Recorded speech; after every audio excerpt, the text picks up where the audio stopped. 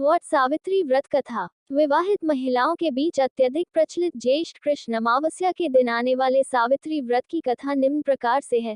भरत देश के एक राजा थे जिनका नाम अश्वपति था। भरत देश के राजा अश्वपति की कोई संतान न थी।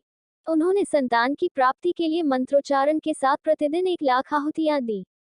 18 वर्षों तक ये क्रम जारी रहा। इसके बाद सावित्री देवी ने प्रकट होकर वर दिया कि राजन, तुझे एक तेजस्वी कन्या पैदा होगी। सावित्री देवी की कृपा से जन्म लेने के कारण से कन्या का नाम सावित्री रखा गया। कन्या बड़ी होकर बेहद रूपवान हुई। योग्य वर न मिलने की वजह से सावित्री के पिता दुखी थे। उन्होंने कन्या को स्वयं वर तलाशने भेजा। सावित्री तपोवन में भटकने लगी।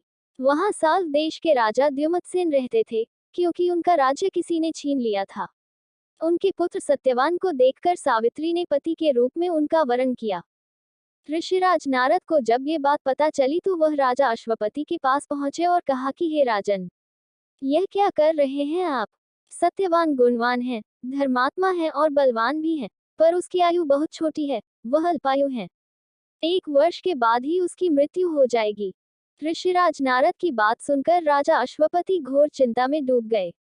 सावित्री ने उनसे कारण पूछा तो राजा ने कहा, पुत्री, तुमने जिस राजकुमार को अपने वर के रूप में चुना है वह अल्पायु है। तुम्हें किसी और को अपना जीवन साथी बनाना चाहिए। इस पर सावित्री ने कहा कि पिताजी, आर्य कन्याएं अपने पति का एक बार ही वरण करती हैं। राजा एक बार ही आज्ञा देता है और पंडित एक बार ही प्रतिज्ञा करते हैं और कन्यादान भी एक ही बार किया जाता है। सावित्री हठ करने लगी और बोली, मैं सत्यवान से ही विवाह करूंगी। राजा अश्वपति ने सावित्री का विवाह सत्यवान से कर दिया। सावित्री अपने ससुराल पहुंचते ही सास ससुर की सेवा करने लगी। समय बीतता चला गया। नारद मुनि ने सावित्री को पहले ही सत्यवान की मृत्यु के दिन के बारे में बता दिया था। वह दिन जैसे जैसे करीब आने लगा, सावित्री अधीर होने लगी। उन्होंने 3 दिन पहले से ही उपवास शुरू कर दिया। नारद मुनि द्वारा कथित निश्चित तिथि पर पितरों का पूजन किया। हर दिन की तरह सत्यवान उस दिन भी लकड़ी काटने जंगल चले गए, साथ में सावित्री भी गईं। जंगल में पहुंचकर सत्यवान लकड़ी काटने के लिए एक पेड़ पर चढ़ गए। तभी उसके सिर में तेज दर्द होने लगा। दर्द से व्याकुल सत्यवान पेड़ से नीचे उतर गए। सावित्री अपना भविष्य समझ गईं। सत्यवान के सिर को गोद में रखकर सावित्री सत्यवान का सिर सहलाने लगी। तभी वहां यमराज आते दिखे। यमराज अपने साथ सत्यवान को ले जाने लगे। सावित्री भी उनके पीछे पीछे चल पड़ी। यमराज ने सावित्री को समझाने की कोशिश की कि यही विधि का विधान है, लेकिन सावित्री नहीं मानी। सावित्री की निष्ठा और पतिपरायणता को देखकर यमराज ने सावित्री से कहा कि हे देवी, तुम धन्य हो, तुम मुझसे कोई भी वरदान मांगो। सावित्री ने कहा कि मेरे सास ससुर वनवासी और अंधे हैं, उन्हें आप दिव्य ज्योति प्रदान करें। यमराज ने कहा, ऐसा ही होगा, जाओ, अब लौट जाओ। लेकिन सावित्री अपने पति सत्यवान के पीछे पीछे चलती रही।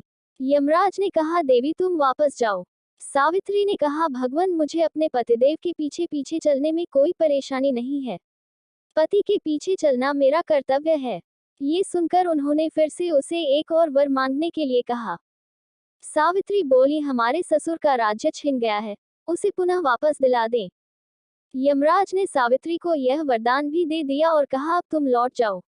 लेकिन सावित्री पीछे पीछे चलती रही। यमराज ने सावित्री को तीसरा वरदान मांगने को कहा। इस पर सावित्री ने 100 संतानों और सौभाग्य का वरदान मांगा। यमराज ने इसका वरदान भी सावित्री को दे दिया। सावित्री ने यमराज से कहा कि प्रभु, मैं एक पतिव्रता पत्नी हूँ और आपने मुझे पुत्रवती होने का आशीर्वाद दिया है। ये सुनकर यमराज को सत्यवान के प्राण छोड़ने पड़े। यमराज अंतर्ध्यान हो गए और सावित्री उसी वट वृक्ष के पास आ गई जहां उसके पति का मृत शरीर पड़ा था। सत्यवान जीवंत हो गया और दोनों खुशी खुशी अपने राज्य की ओर चल पड़े। दोनों जब घर पहुंचे तो देखा कि माता पिता को दिव्य ज्योति प्राप्त हो गई है। इस प्रकार सावित्री सत्यवान चिरकाल तक राज्य सुख भोगते रहे। अतः पतिव्रता सावित्री के अनुरूप ही प्रथम अपने सास ससुर का उचित पूजन करने के साथ ही अन्य विधियों को प्रारंभ करें। वट सावित्री व्रत करने और इस कथा को सुनने से उपवासक के वैवाहिक जीवन या जीवन साथी की आयु पर किसी प्रकार का कोई संकट आया भी हो तो वो टल जाता है।